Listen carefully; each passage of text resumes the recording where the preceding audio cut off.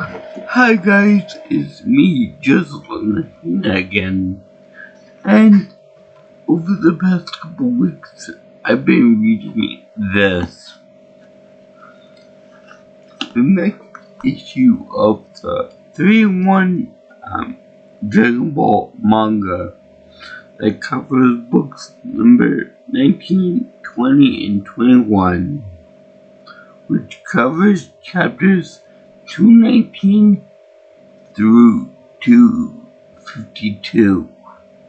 Yeah, it encompasses almost all the Nappa and Vegeta fights on Earth, with the only exception being the Cyberman fight in the beginning of the whole thing, with Yamcha dies.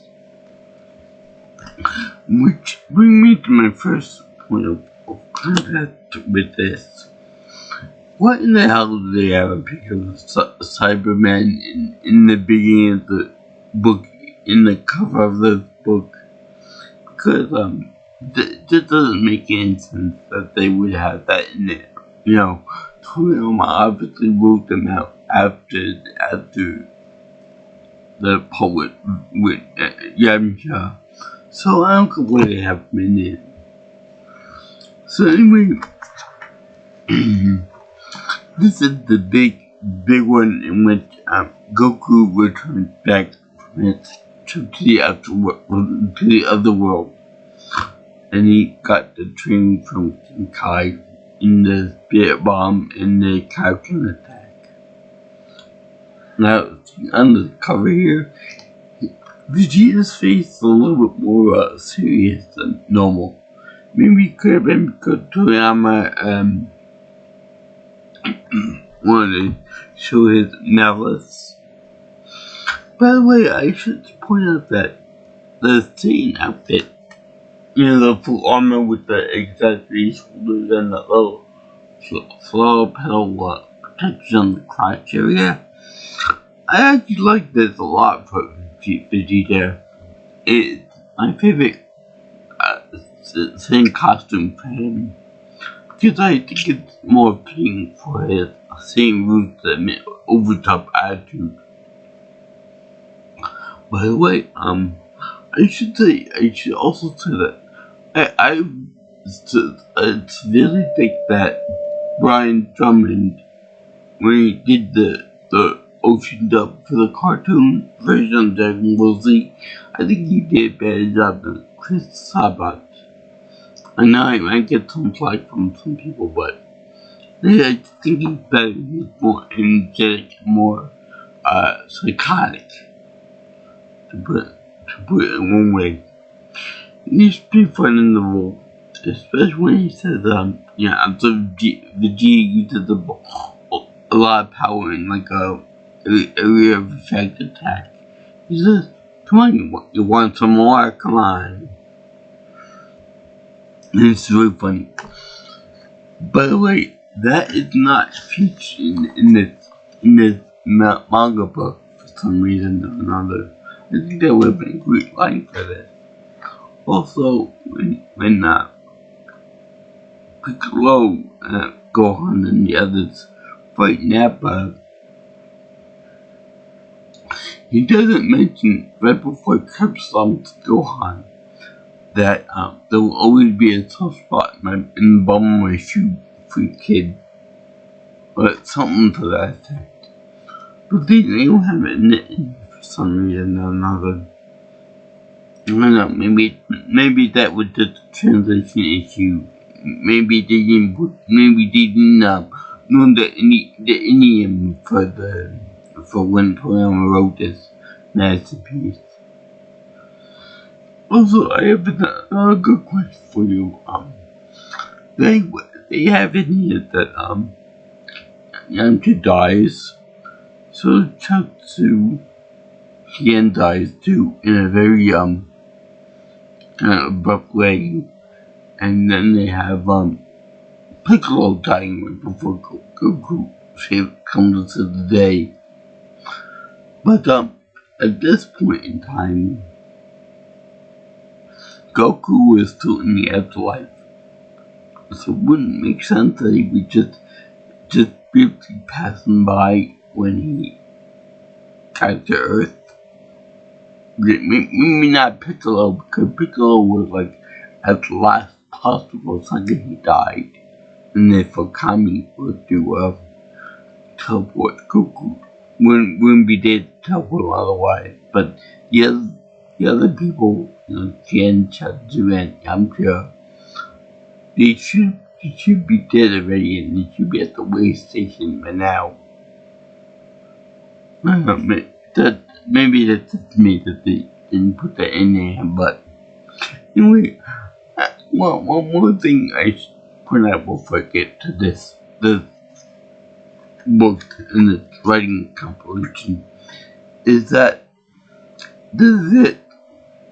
about 2/3 of this is the two major scene fights in the whole show. I remember when the show first aired on Tsunami that when the fights were to happen, it would take at least 2 weeks, one episode per day, and they would try and milk it for everything it would work, so that we would always be on the edge of our seats, witnessing what would happen next. But if you're a good speed reader, you can easily get through this part of this comics thing within 2 days. 1 day if you're really fast on it. So a lot of the filler portion of this of the TV show at least was added on for the animation of this comic. This is pretty much as bare bones as you can get for that. But they changed. They did add some more stuff for the cartoon out a little bit. Plus, when they go into the space dynamic, they add all of that in there. That's all filler. And they very conveniently enough called this section of this manga book Dragon Ball in Space. And I gotta admit, it's kind of weird transition, because you think that when they called Dragon Ball in Space, you think that the same fight was over with, and that they were going to space at that point. But nope, last portion of it was when Vegeta is crawling back to his space pod, and Goku's pretty much begging Krillin not to put the sword through his heart. Get Ruby to through his heart. So it's kind of weird, a weird point to end it for some reason or another.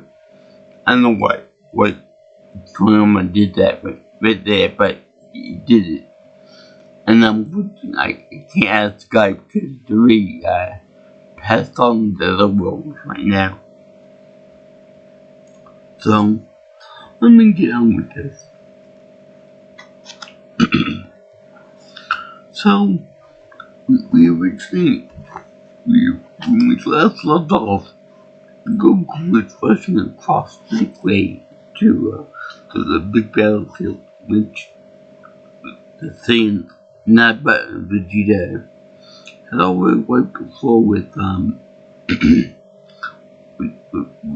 with Yamcha via the Cybermen.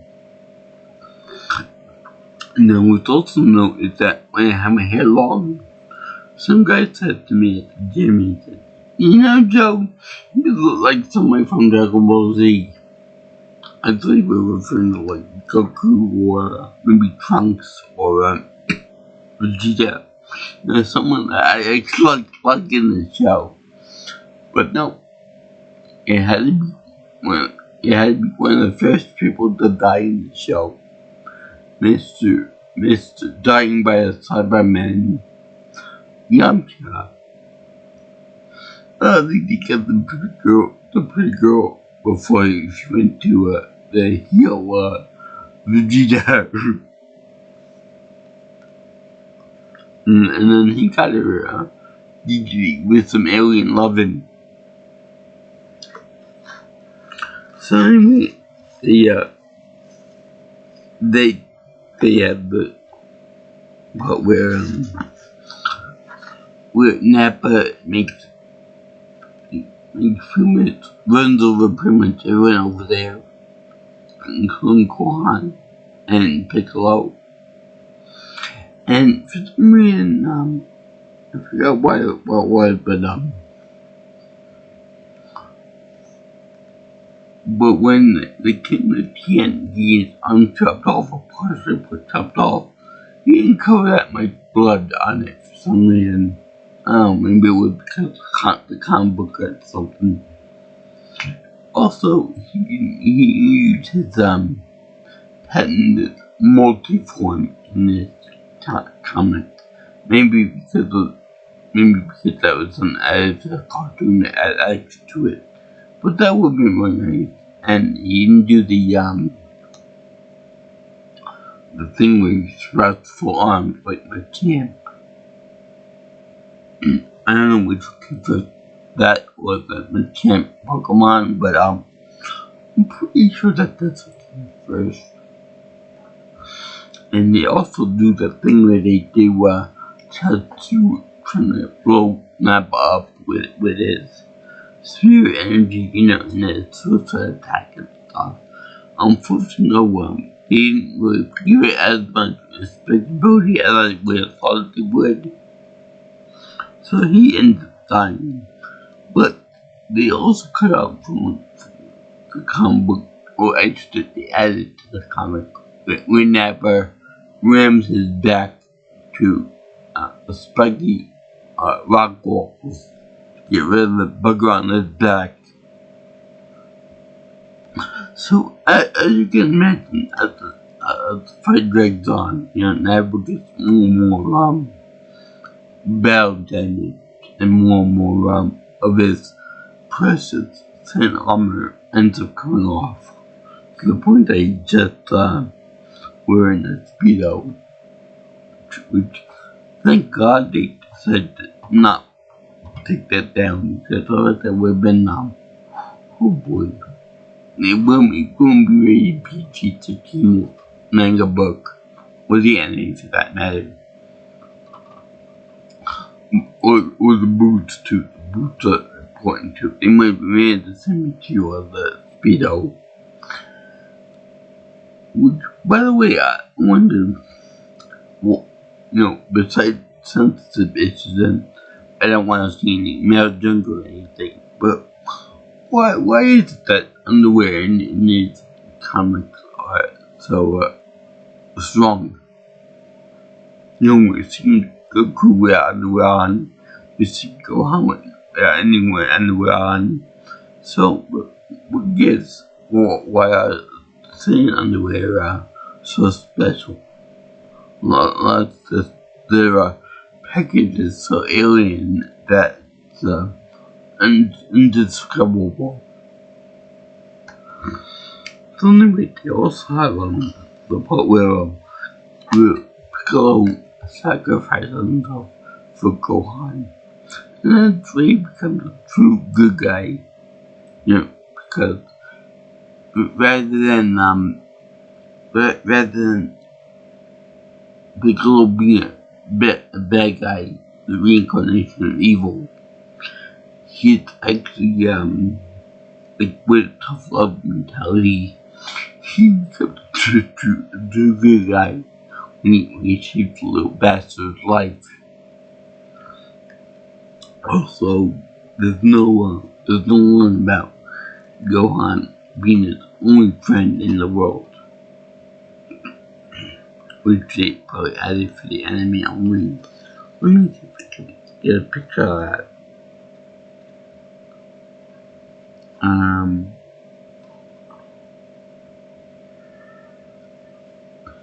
And as usual, Goku is something right as Nappa is about to make a smear out of his son,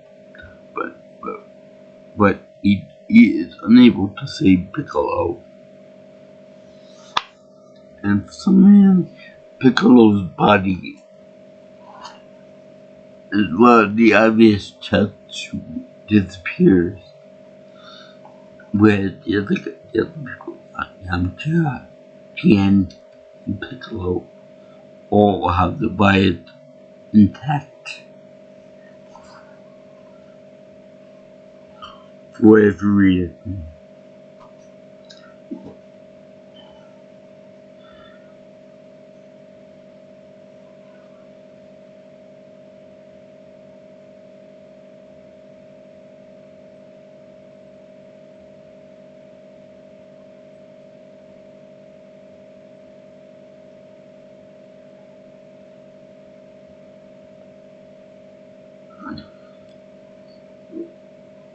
You gotta love when Toriyama makes word dub to this family.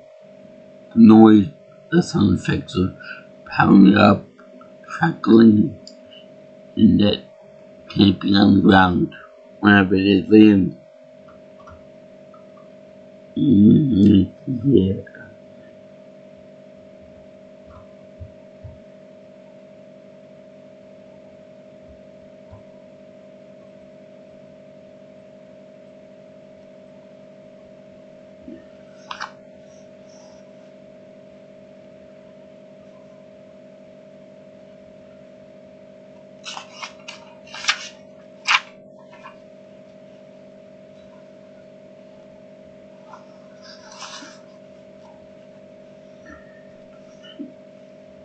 Yes.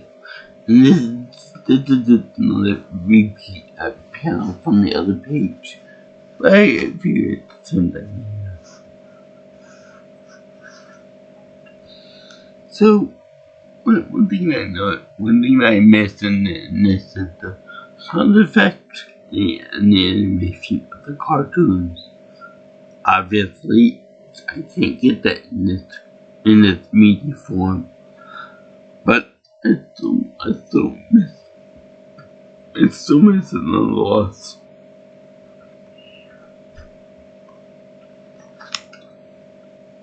But you do have the most important critical shots of this comic. Like when Vegeta tosses Nappa in the air after being Kaioken, and his back end breaking as a result of that.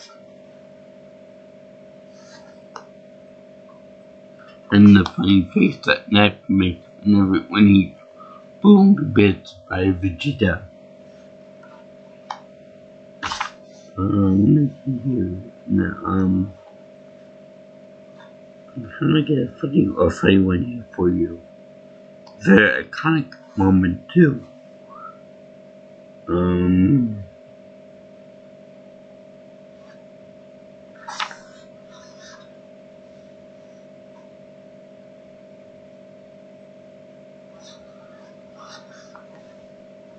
There's this one where Goku is making the support of Nappa, as you put it. And there's also the part where Goku stomps on his head, lands on his head.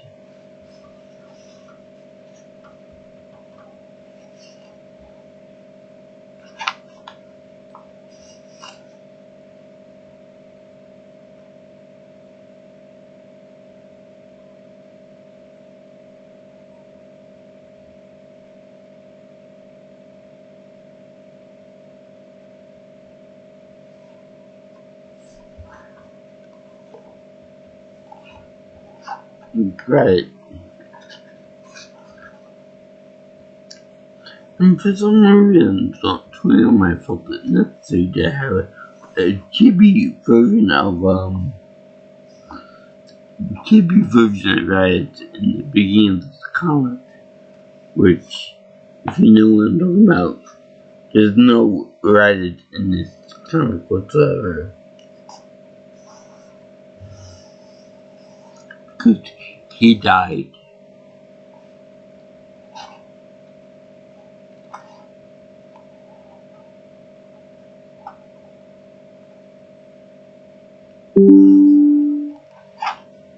And of course, the mouth laser, which they put in the comic book. In the comic book, he put in just a bush sound effect, and in the cartoon, he said that how good Tackle does that if it was right in his face.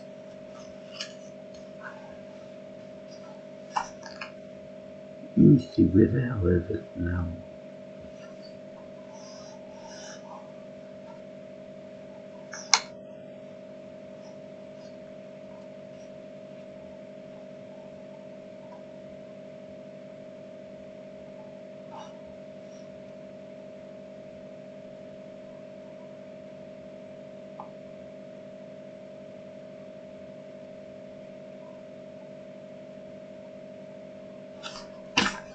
Here we go.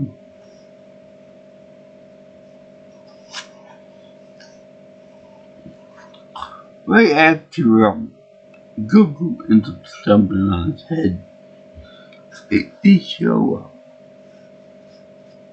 him laying a heavy punch right to nap his gut. Now that's very kind to show how much of a power difference they have. That was even before he used the cannon to attack on Nappa. You almost feel sorry for him, because the way things go is that a bad guy comes onto the scene, they trounce all those Z warriors until Goku arrives, or later on Gohan. But then that one character can almost beat up everybody else. And then the bad guy ends up almost beating that one character down for some reason. And then all the others guys combine their power and then fight that one bad guy and defeat him once for all.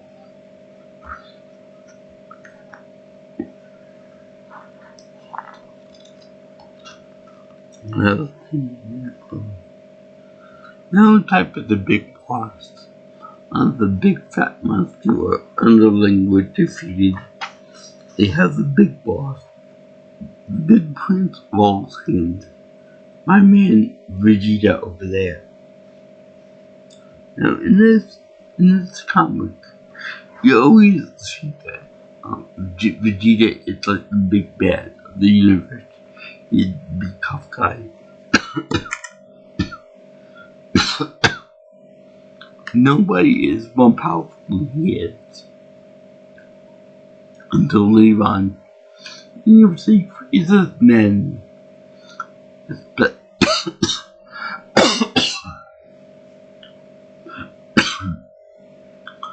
Especially Kaiju Kiwi. Which, if you know Toriyama's work, you know that he mostly main characters out the food. But this one was a little special because in the cartoon they refer to him as Qui, meaning apple. Kiwi referred to something like kiwi fruit or a bird, which looks more like a squid, but whatever. So anyway, they have it so that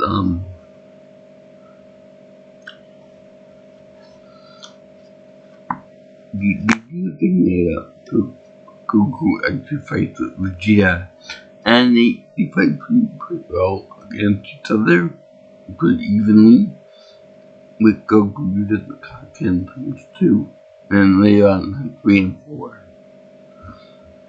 But of course they gotta make sure to milk it just a little bit.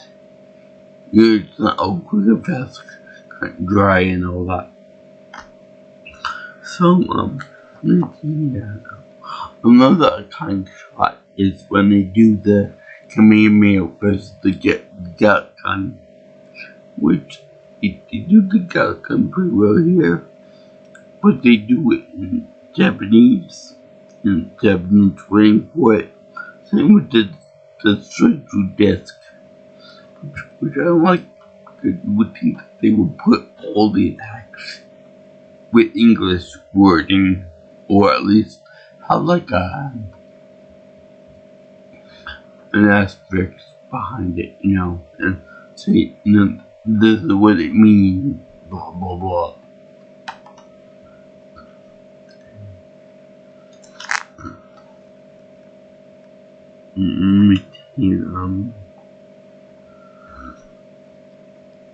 So yeah, the iconic shot right here when Goku ends up getting charged up and then charges at Vegeta with the Kaioken times 2. Or maybe this little one. Anyway, Vegeta is completely off guard by it. And you get charged by it.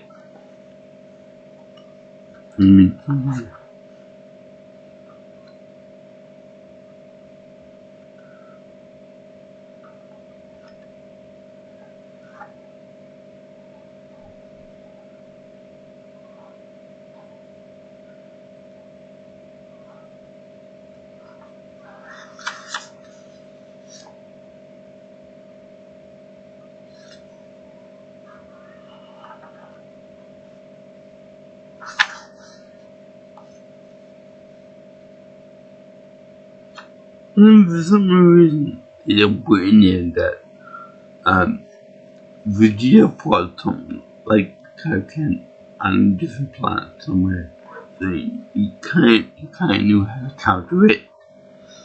But I would like to know what the origin of the line was in Delta, at least.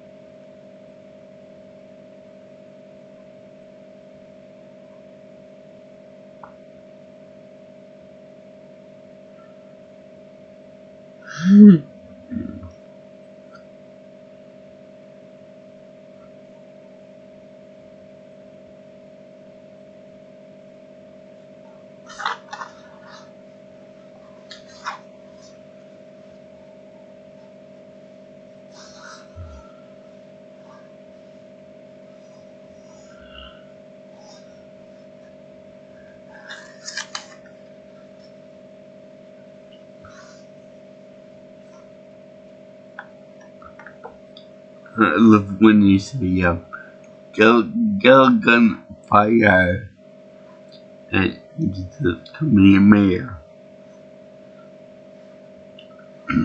Anyway, this is iconic scene all manga, which Goku shoots almost straight up Kamehameha wave, and the Kaioken and 3 and times 4. And what's really funny is that in the background you see admirable people saying that if I had known that I would die so young I would eat more pork buns. This is funny because in one of the dubs he says I will eat more Joey Donuts. And in another dub altogether he says that I would eat more pizza and ice cream. Or another with pizza somewhere. But that's really funny. It reminds me of the Pokemon episode where they refer to a rice ball as donut. I have no idea why that was censored. I mean, it's so scandalous to say a rice ball. Rice since you get a TV bowl or whatever, what have you.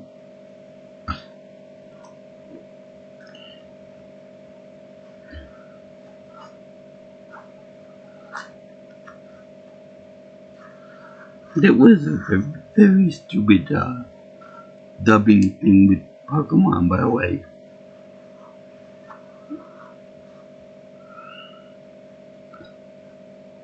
Like I said, I missed the animation of seeing Goku just shoving all of its power into a being, and then when he uses Kaioken from 4, it ends up becoming a much bigger stream, and then pushing Vegeta, and then go, no, I'm gonna be overpowered, and then blow sky high.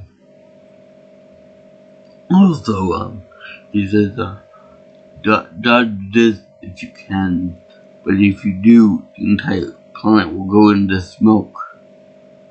Or something around like that. Well, in this one, it doesn't happen like that.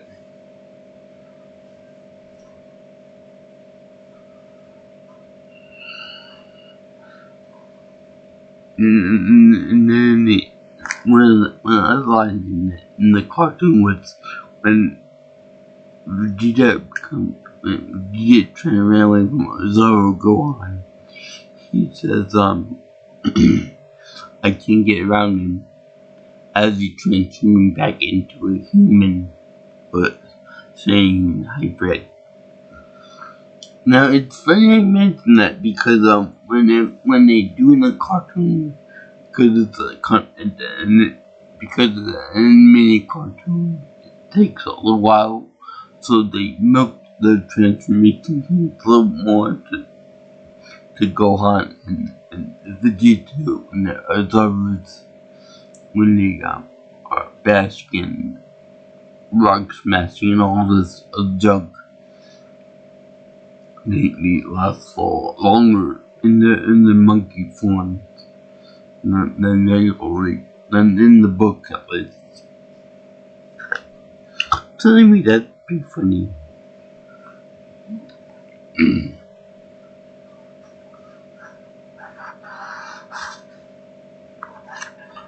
So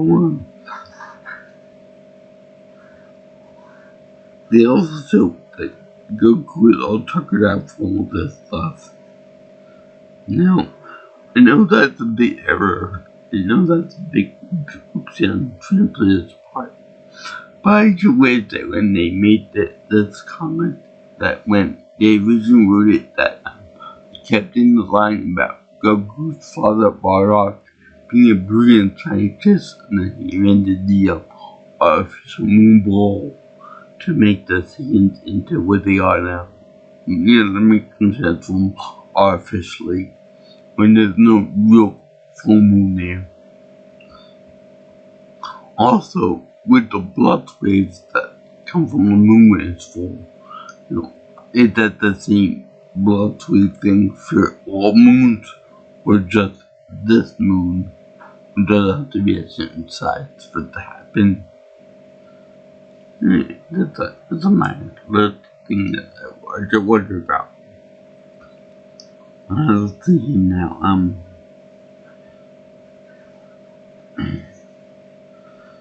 they have it where Vegeta took a little rocket right on Goku's Kamehameha, a little rocket there.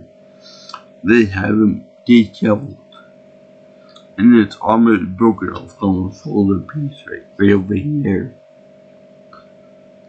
And what's noticeable is that Vegeta is so nervous about all this, he ends up unwrapping his tail from around his waist. That's pretty funny. So, no minor detail I just don't touch now.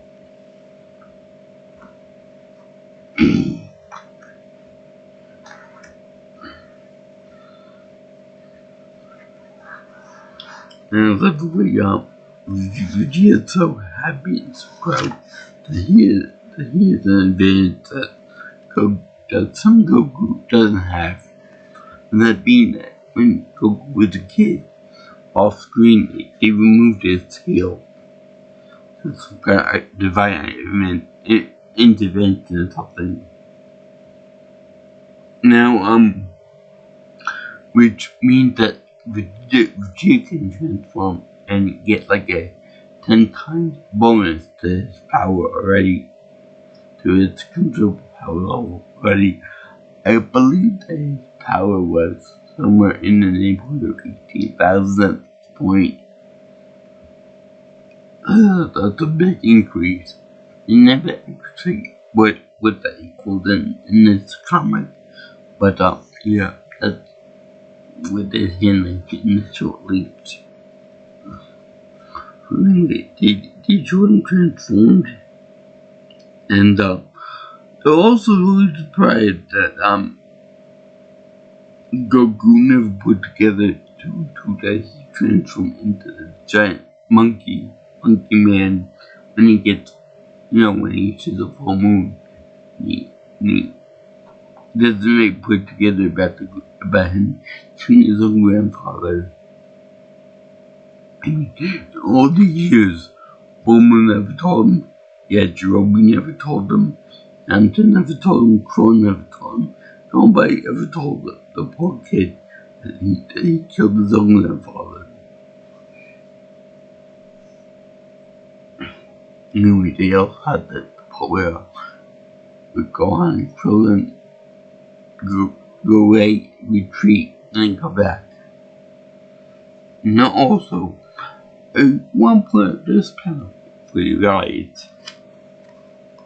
Now, I think that when Toriyama wrote this, I don't think they wrote any part about the saying don't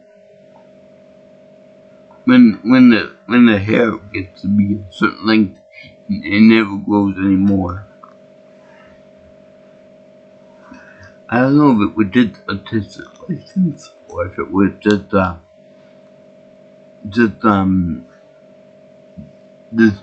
mistake or something, but Vegeta's hair in monkey form kind of looks like a little bit longer than what it is normally. Also, on that note, would it make sense for Nappa to be bald if he got to be another road? Just putting that out there. So anyway, what you're wondering about this? Who would you win? Vegeta or Nappa if it was alive, or say or Godzilla, or say King Kong? In the current Monster Universe movie franchise lineup.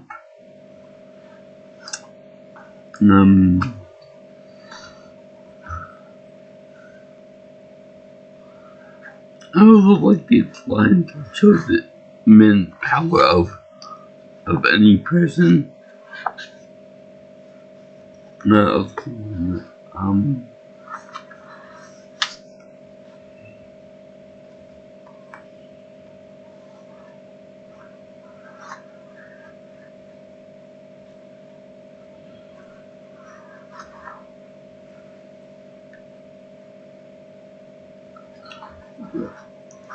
So then they also have Goku controlling in his mind that Vegeta's tail is as well as the power like it was for him as a little kid. So Krillin's got a curled tail. Luckily he had this drug disc on hand that he can use that with. He can use that with. And by the way, I want to point out that my little diagram up there of Vegeta and Goku are on the fight. Him punching the ground and then Goku jumping away, but now he's crippled. So they also have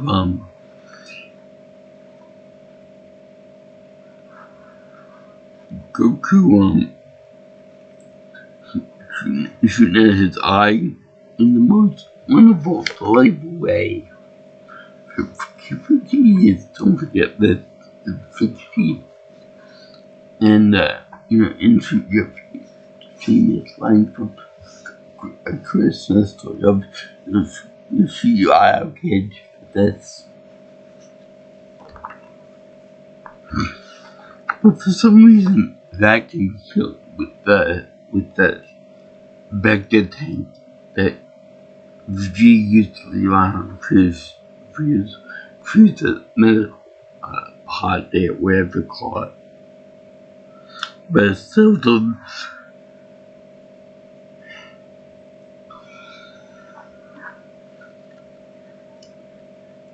In any case,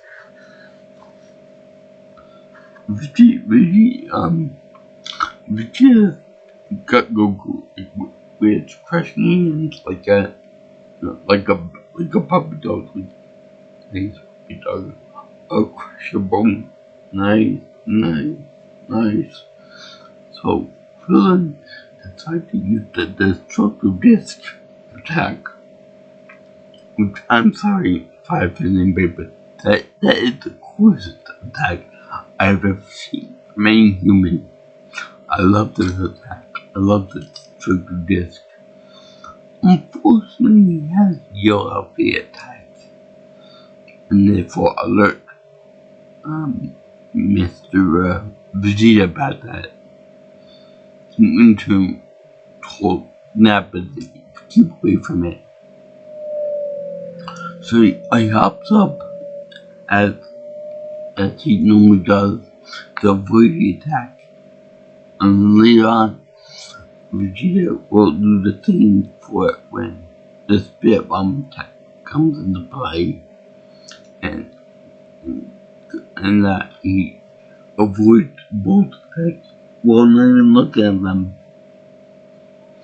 Which is kind of weird, but look, it's timing right and everything, but whatever. Even though he can't sense Ki. So anyway, after Vegeta is distracted and going over the fact that he done the attack, and they goes on to crush Goku in his hands.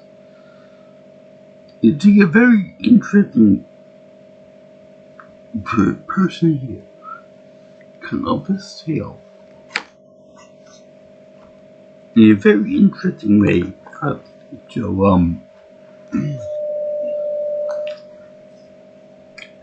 Manga showed Yajirobe slicing off his tail.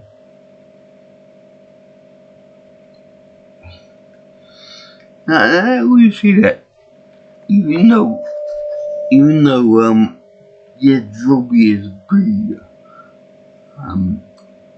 crude human being, he's very loud, doesn't really speak good English or Japanese.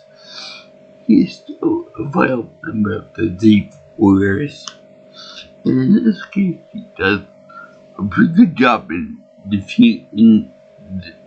He does a very good job in defeating Vegeta.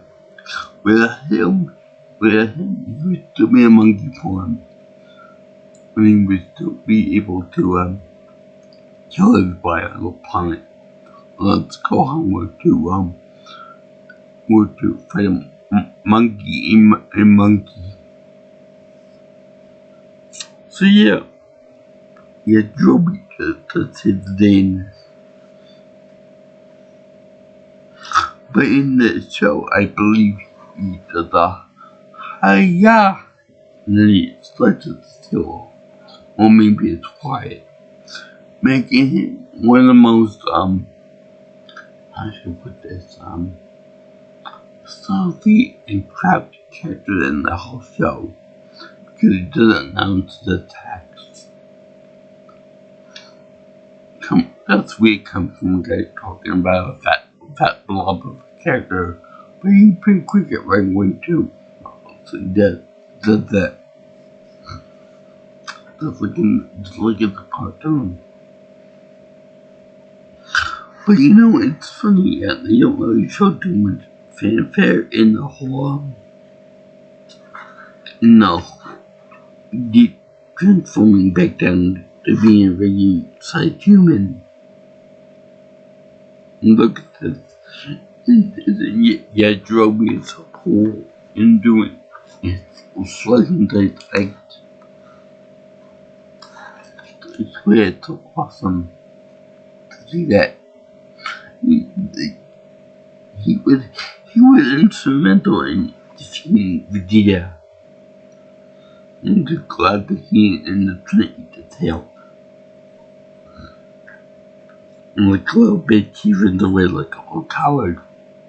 Witness like the next time. So basically, Yajirobe pretty much a ninja without being a ninja. He's more of a ninja than say what was the guy from Dragon Ball, Monster Tower, Murasaki.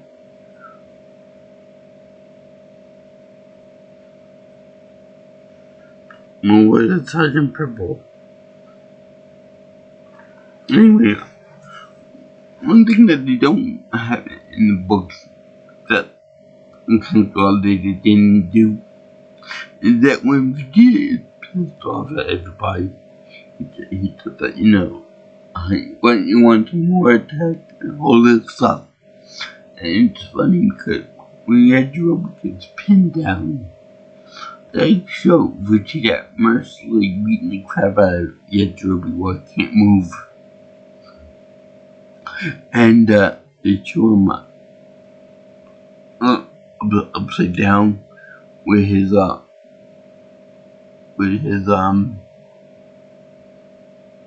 what the hell is it called? Sumo wrestler underwear up in the air, and as he getting pulled by Vegeta.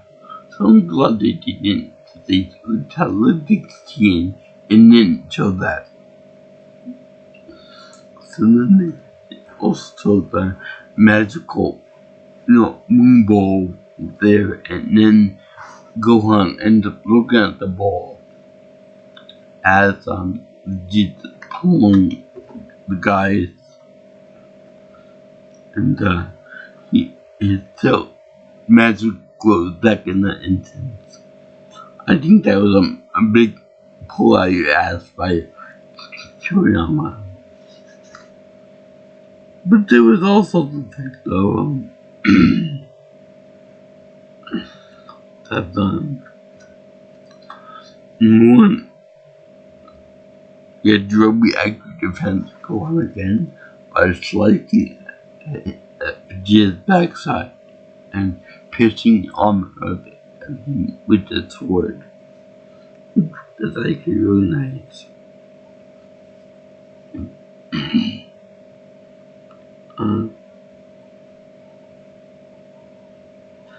They also have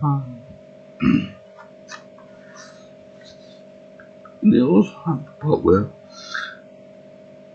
Krillin gets the spirit bomb energy from Goku, and he ends up chucking it at him at the right time, and which he ends up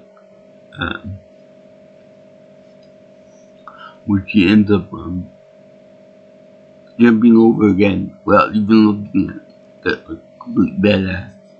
But while he's in the air still, Gohan bounces it all the way back at him. He does this, and then he bounces it back at him. No, I think that could just be like kind of foreshadowing to what happened to the Kid Buu later on in the manga, much later on. And it's a big Goku that when the pure heart can do that. So Gohan is pure heart. but he's pure in the good sense. Good, really powerful, but he's pure heart as in the bad side. So anyway, straight Vegeta square in the chest. And let me try to get it right here.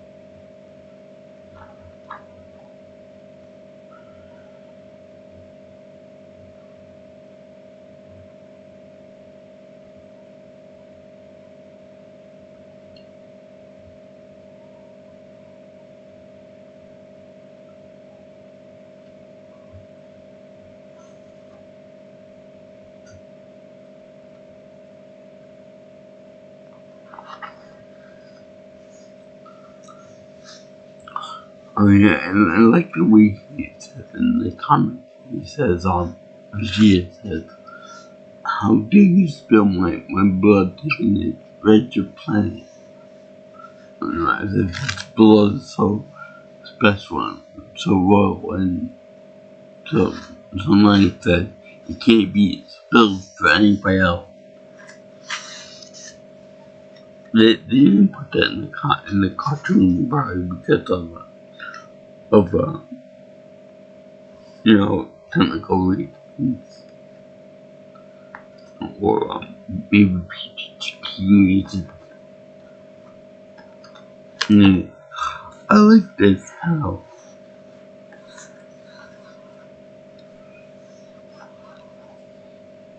of Vegeta's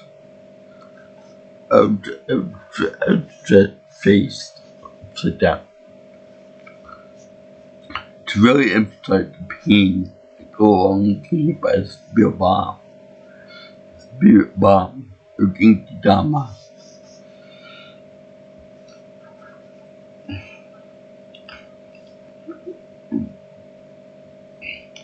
And I like this crackle effect of the bomb. Gives it personality. Although there were questions why he did that in the cartoon. But he never did that again with the other characters. He never did that with Frieza or Kid Buu. Or if they did it with the Cell. I don't think we'll do that either with him. But whatever.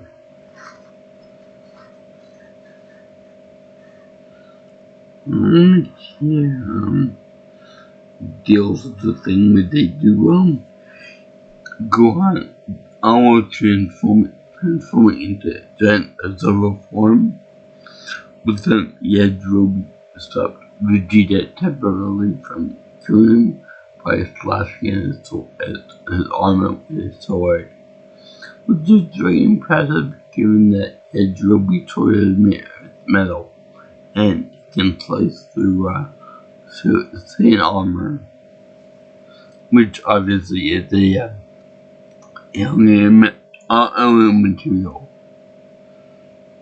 Yes, Yajirobe does quite a few attacks on Vegeta using sneak tactics.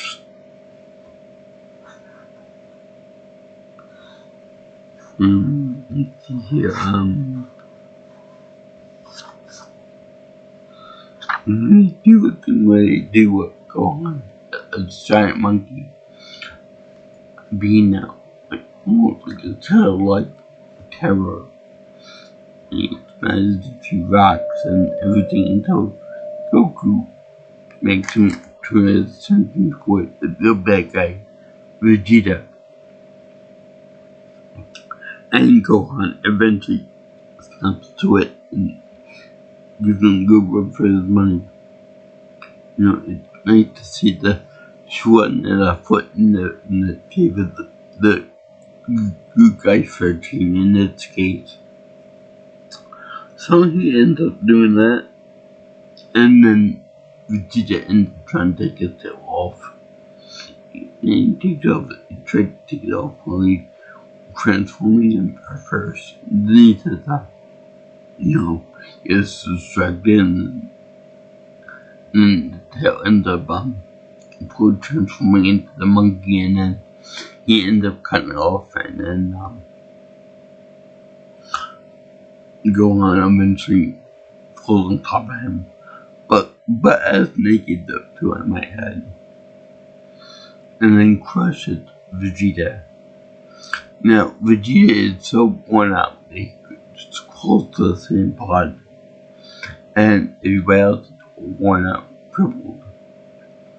To the point that Krillin's gotta be the one to almost stab him in the back with a sword. And I think that Goku didn't like that idea, that summon the worthy warrior in the backside with Yajirobe's sword. So he let him go away, even though everyone was saying that it's a bad idea. But Toriyama knew what he was doing. And then we have to recall where it says Dragon Ball in space as Vegeta takes off in the battle pod. So anyway, then we have Goku in the hospital room. And he gets better. So they also show that Gohan and Krillin and Master Roshi all talking about Golden Namek. And then Chi-Chi said, I want you to go up, Gohan. And he's like, no, I want to go on the shop, I want to go there. And he actually uses the word shut up or be quiet. So it's funny talking back to dear sweet mama, which is a Chinese stereotype, by the way. And then they're like, how can we go up there? Until Mr. Popo comes in with a spaceship, where a theoretical spaceship that the Namek came out on. He also has a weird way of talking, that he talks like a low-level person, like you refer to him as Mr. Popo this, Mr. Popo that, and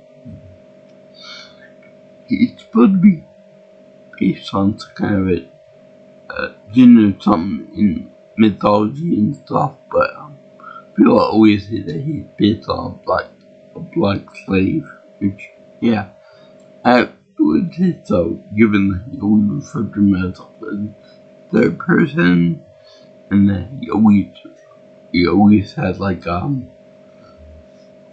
for English and therefore Japanese skills. And well, today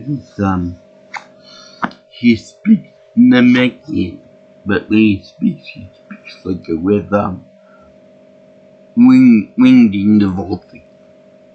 Let me get you the picture.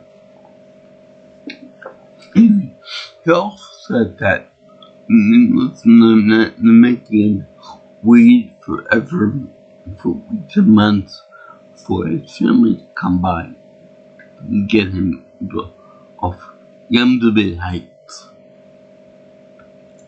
They provide the spelling for it, but that's pretty cool that they spell it. Anyway, well, I thought that the Mexicans don't require food. I mean, they don't require solid food. They only require some of the pickles on maybe Toronto made mistakes. He shouldn't be drinking water. Let's see now,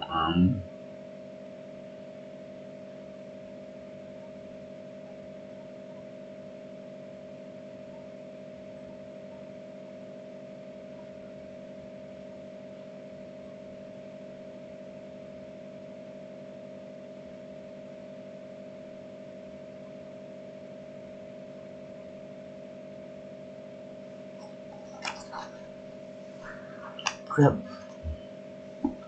I just had that page, but the phone must be quiet.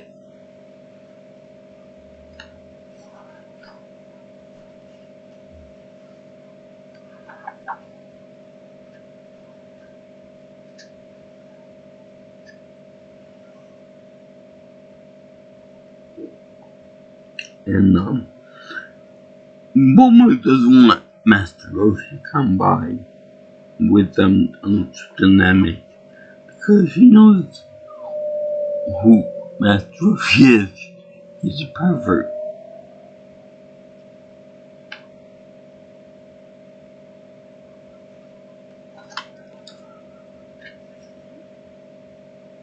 Mm.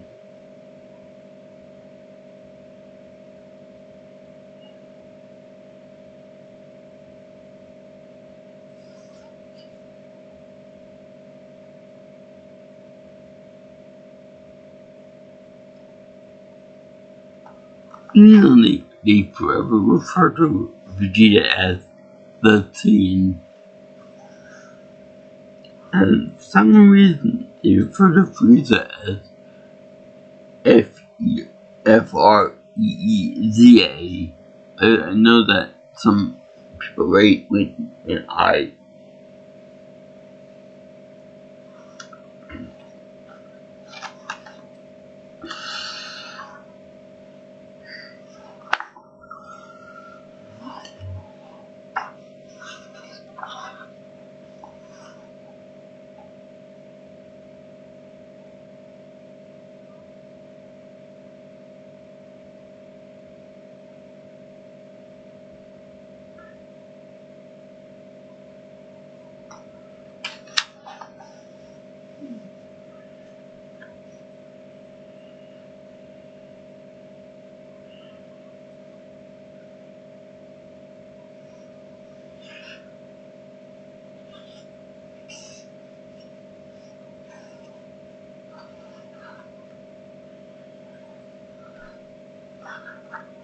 By the way, what does happen with the Albion? Miss Purple looks like a genie or Jin.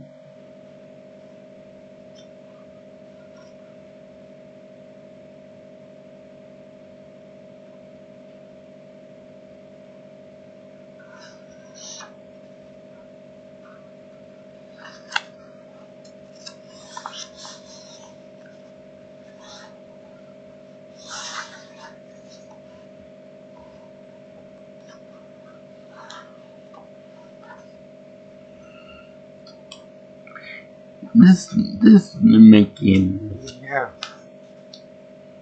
See, it's just wings.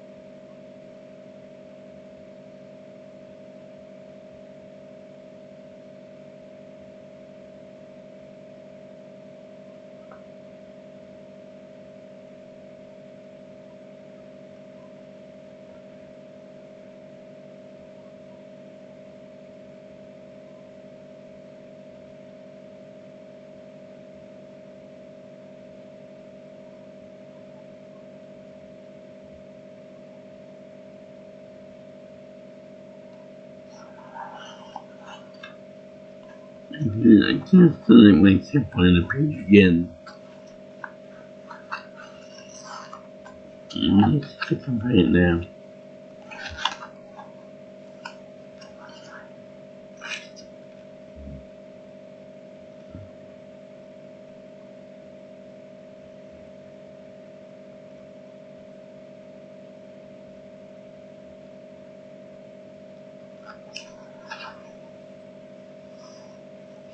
Oh, here he is. Yeah.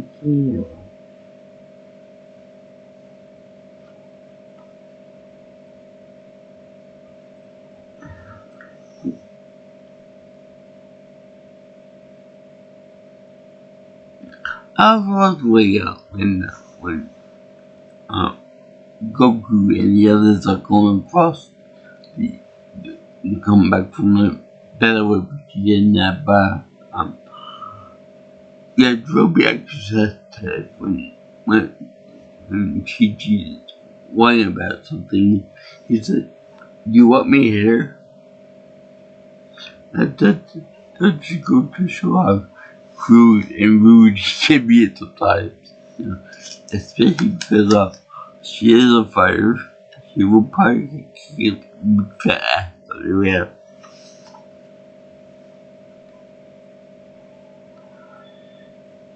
Yeah,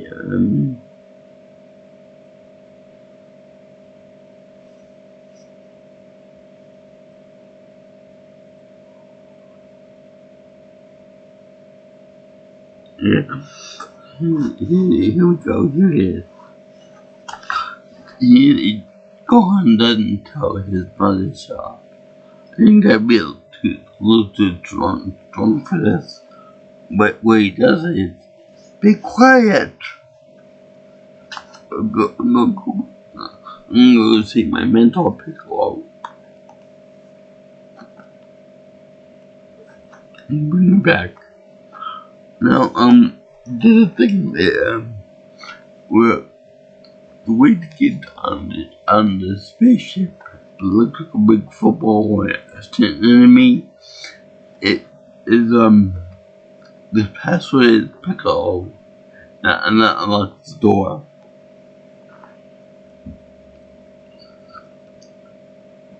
Now, what's really amazing is that when they're in flight in space, after like a 1 month trip on it and stuff, they say the word Piccolo out loud.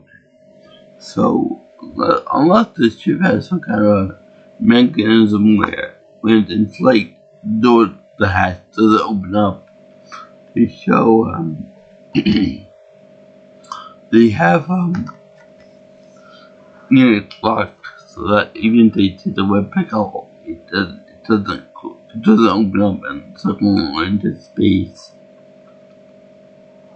So of course they have to have the part where Goku's in bed and he takes Son to be against the Doctor's witches.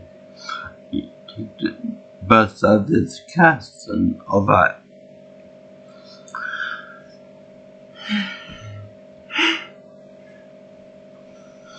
And yes, they have to have the part with Master Roshi pinches the nurse's butt. I think I'm too. Anyway, they add into that, and then they have they show Goku rushing, get everything ready for the trip and stuff. To where I'm like, you know how much this thing eats in a week? Yeah, it takes a week for them to get with his capsule ship. That's a model of his own ship when he was a baby. Because Bulma destroyed Nappa's ship by remote control. So anyway, I don't know if that was the time I'm being funny or if it was cashing in on the joke about women destroy all technology they touch. Anyway, he showed that the ship that the same spaceship Firefly is faster than old Namekian ship. So okay, it takes a month for them to go across the cosmos, and it takes only a week for Goku to go over there. So when Goku goes to find out his guy's ship, he finds out that number one, it sucks up to the brim with food and supplies and all that. Which I wonder, do they know how much Sandy in a week? He must go to like an entire buffet with the food every day or every meal. That's just cheap. So anyway, Dr. Briefs says that the reason why it's being held up so much is because of the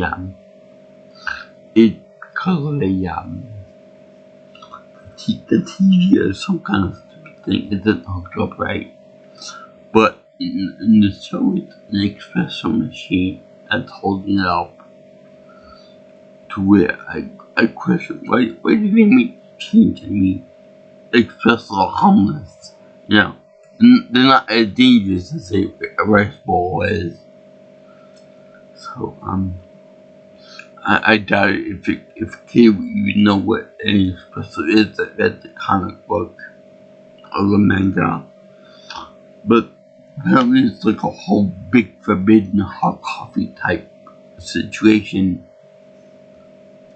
and he chose that, and he is on the move on, and gets a rush on it to the point that he doesn't even get to see Oolong, and that's kind of rude for Mr. Briefs to go get the friends and not being able to meet Goku. I mean, these people were actual bad guys in the original OG Dragon Ball, but because of the good influence he made between them into good guys, you know, along with supposed to be like a lecherous pink monster that could shapeshift, and then Poir was associated with Yamcha, which was a desert bandit. So both were pretty evil, and they both graduated from the same school of transformation. In any case, that was kind of rude not to say goodbye to his animal pals. One minute a pig, the other one being a cat. I saw it. So anyway, they have it so that Goku rushed to the aid of his friend, which the ship was destroyed by Frieza's boys and the unnamed soldiers. I like the way they said that, because the guys were wearing same armor that they're associated with Vegeta. Meanwhile, Vegeta was associated with those guys until he ended up becoming his own interest, his own party. And Kiki has a head that looks like an Omega Man villain. So anyway, he kills Quickly at one point, and then goes up to Zoria, which I believe that the Doria has like the same somewhat power level, like 20,000 points or something. And they also, Older Mori, they also show Dende, and Mori is such a name, is too real hesitant in giving the balls to Frieza. And these Dragon Balls like huge, they're like this big, they're like the size of a basketball. And they're very big balls. And well, it isn't until Frieza X threatens the children, the Namekian children, that the elders start to come up with an idea about giving what it wants. and Zarbon actually takes care of some of the Mega Boys, and that comic ends with some strong warriors coming over, and then more again, some like with some with art, some with surprise, and some with belief it's gonna be coming to give us this menace. Little do they know that they won't do squat to Frieza and his men, because they're more powerful than Vegeta is, especially when Zarbon transforms that one to Leon. If for some reason they gave him a Australian accent.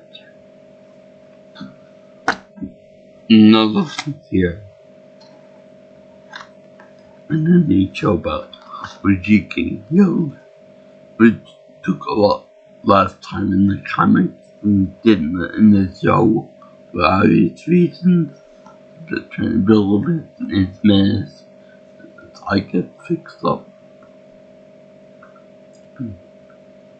But not just heal.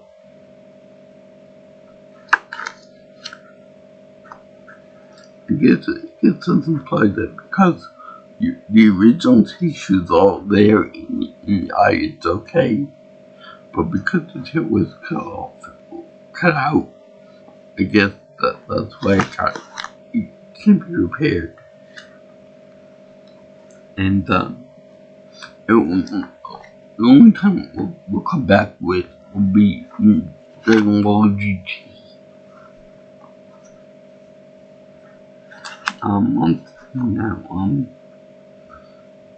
And then they did some other things with it's very funny that Bulma is the one that wears a spacesuit in it. They go from Earth to Namek, where the two guys go on that are her bodyguards. They don't have any protection whatsoever. It's like, fuck you guys, I want a spacesuit. And then Leon wears underwear in the ship. He does meet Vegeta, which she wears nothing.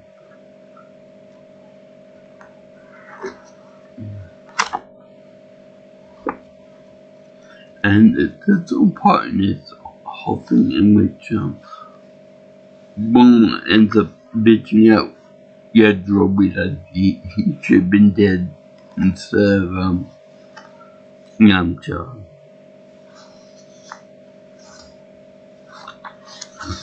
Well, in the covers of this thing, which I will make a separate video which I take pictures of the covers from the manga and then put them all in a row and stuff in the video. Anyway, they're missing a few of these in here. I think 48, 49, let me check. But they don't explain it. Toriyama didn't explain that one. He might have been sick or something. And then there's also notes to the editor. But, they, went to Disney World and all that stuff, and that he grew horses when he was a kid, when he was bored and stuff. And when he wanted it was something, he drew it. Then he had a cafe once. He had to work with a cafe. These are little notes of the personal life of the master.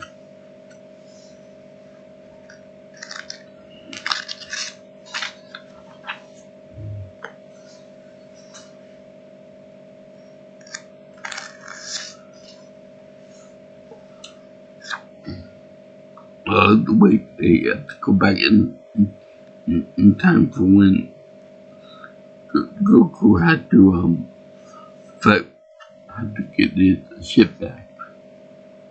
For the planet thing.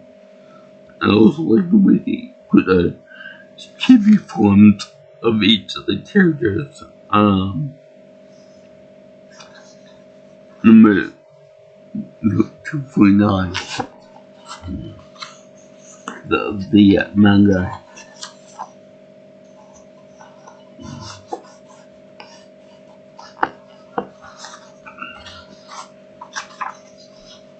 And do this ripping the page.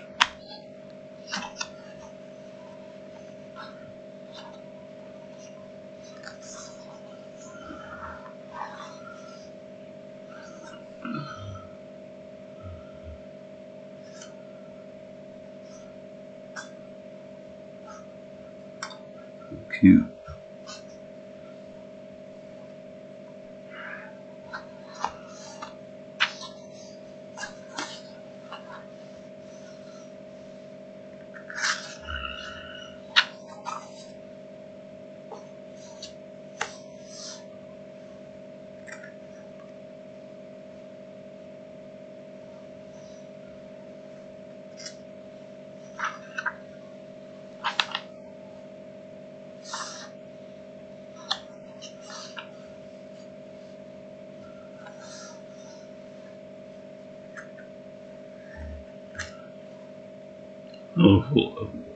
Also, the way they have a Master Roshi pointing as if he's going on a mission to Namek. He knew shit. He go and see behind and look, pretty girls will get alerts from Bulma about stuff. Which, by the way, given the distance to planet Namek, is very far. It's a subliminal communication right there.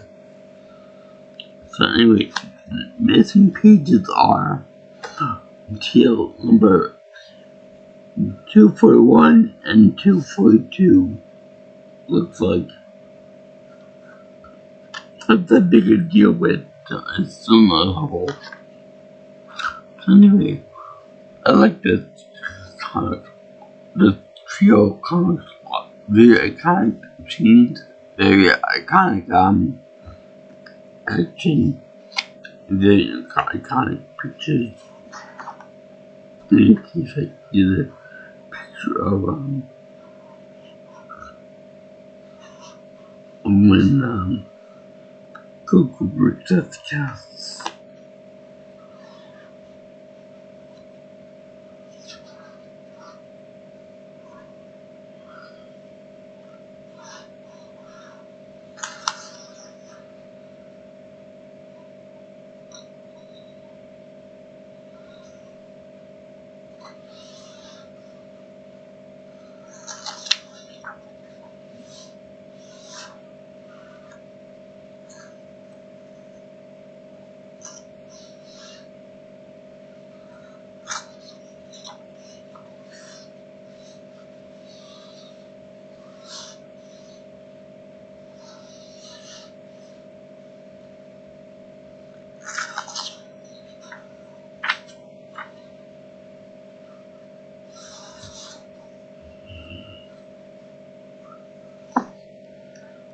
Of course, you know I had to show you guys this picture.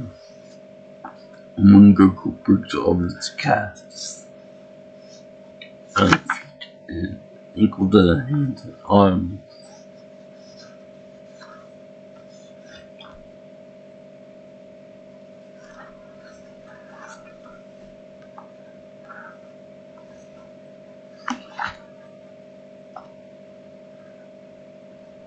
And this is awesome. It's all pretty great.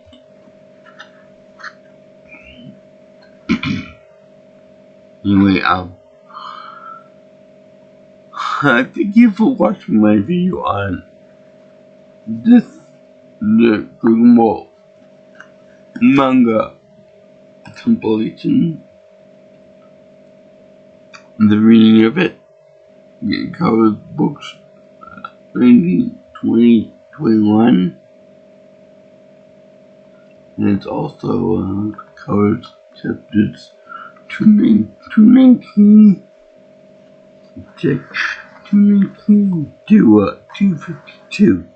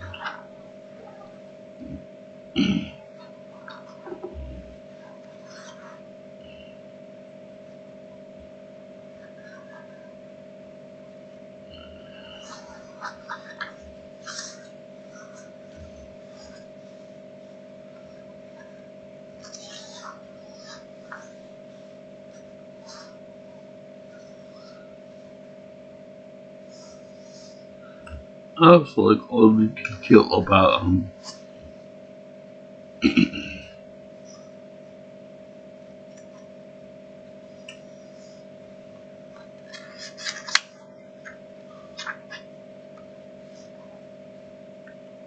it's 219 to 252.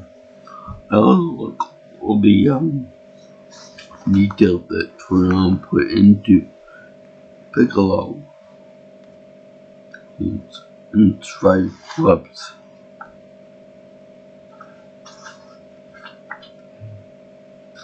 I imagine he would taste like Ogra.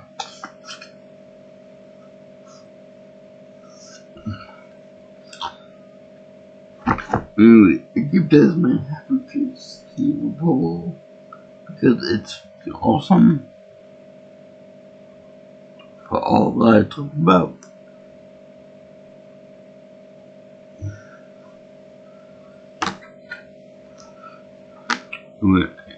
I miss the Master, the Sensei. And like, if you like what you hear and you want to see more of my videos, you know, we like, comment, share, and subscribe to my channel. You can also comment me for future if you're anything on my future videos, like call me or text me at 631-707-3707. Also, you can follow me on Twitter or at PMouseandPro. You can also get my email at gmail.com. So, I salute you guys and girls in internet land for enjoying my Dragon Ball Z stuff now.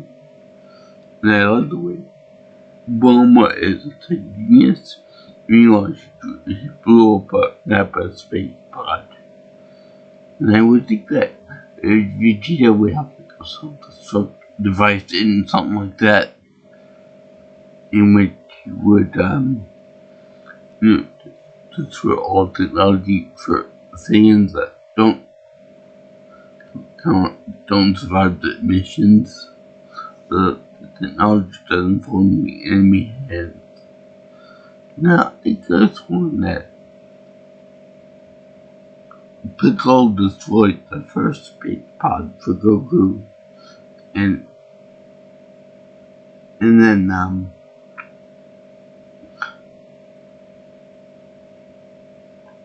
Gohan destroyed Nappa's. No, Gohan destroyed Red's space pod, and now Vegeta escaped into that weird medical planet with the weird dog face thing, and then Nappa's got destroyed. So where did the space pod come from? I have no idea. I also like the medical doctor that Vegeta talked to, and for some reason he got the power to sense ki now, to ki signatures, and he doesn't need that scar anymore. But he doesn't need it. Because it might be a skill that needs to be honed in. In any case, you got all that.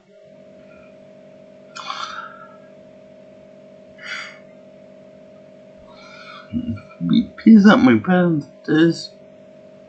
I would like to pray to the Akira, Goku, and the homecoming enemy. Amen. Peace out, my brothers and sisters. I love the way Bulma is, she said that there's, like, empowered, like, the keyword is Piccolo. Anyway, I'll see all you girls and guys in the next video. Ciao, ciao, arrivederci.